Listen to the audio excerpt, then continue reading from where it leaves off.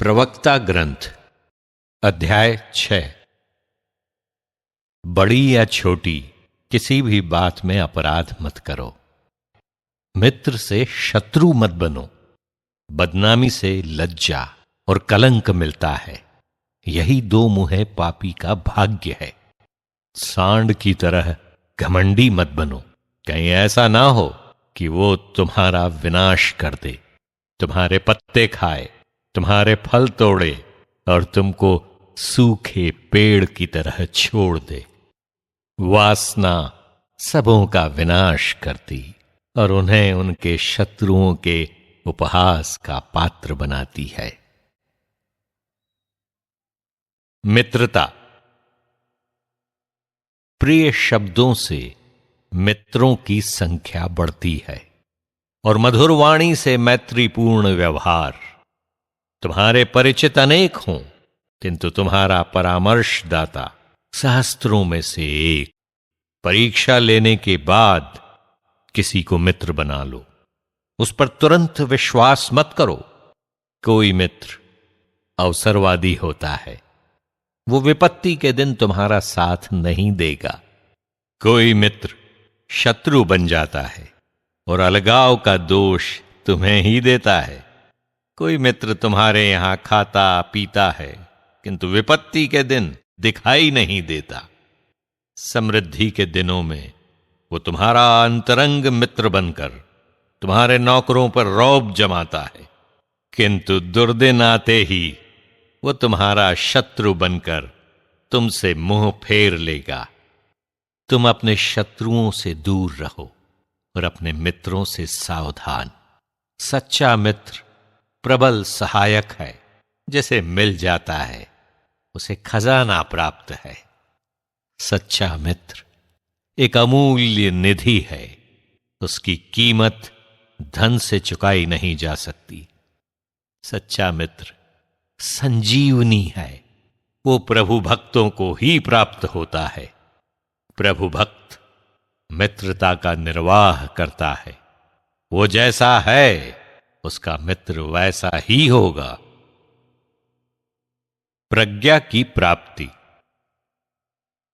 पुत्र, बचपन से शिक्षा ग्रहण करो, तब तुम्हें बुढ़ापे में प्रज्ञा प्राप्त होगी।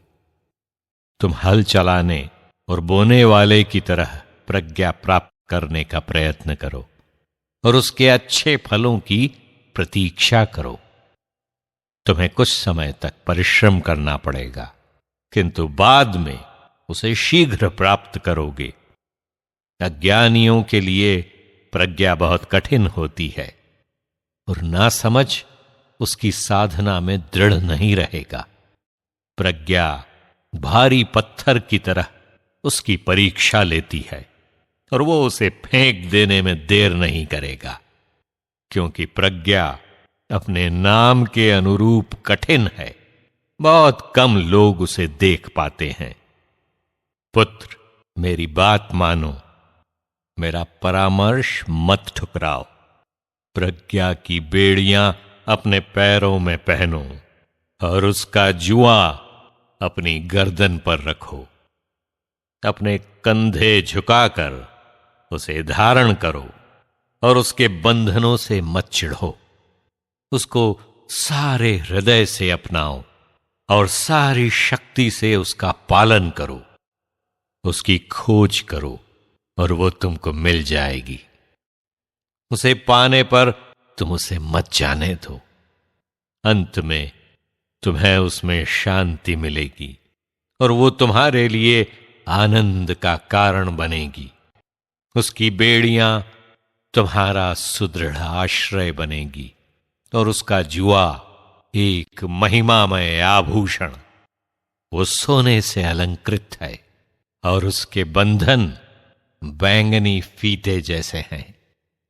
तुम उसे महिमामय आभूषण की तरह पहनोगे और उसे आनंद के मुकुट की तरह धारण करोगे। पुत्र, यदि तुम सुनना चाहो तो शिक्षा प्राप्त करोगे। यदि उसमें मन लगाओगे तो समझदार बनोगे। यदि तुम रुचि से सुनोगे तो ज्ञान प्राप्त करोगे। यदि कान दोगे तो बुद्धिमान बनोगे। बड़े बूढ़ों की संगति करो और उनकी प्रज्ञा की बातों पर ध्यान दो। धर्म संबंधी चर्चा रुचि से सुनो और ज्ञान संबंधी सूक्तियां मत भुलाओ। यदि तुमको समझदार व्यक्ति का पता चले तो सवेरे ही उससे मिलने जाओ। उसके द्वार की देहली तुम्हारे पैरों से घिस जाए। प्रभु की आज्ञाओं का चिंतन करो, उनके आदेशों का पालन करो। वो तुम्हारा मन दृढ़ करेगा और तुमको वो प्रज्ञा देगा जिसकी तुम कामना करते हो।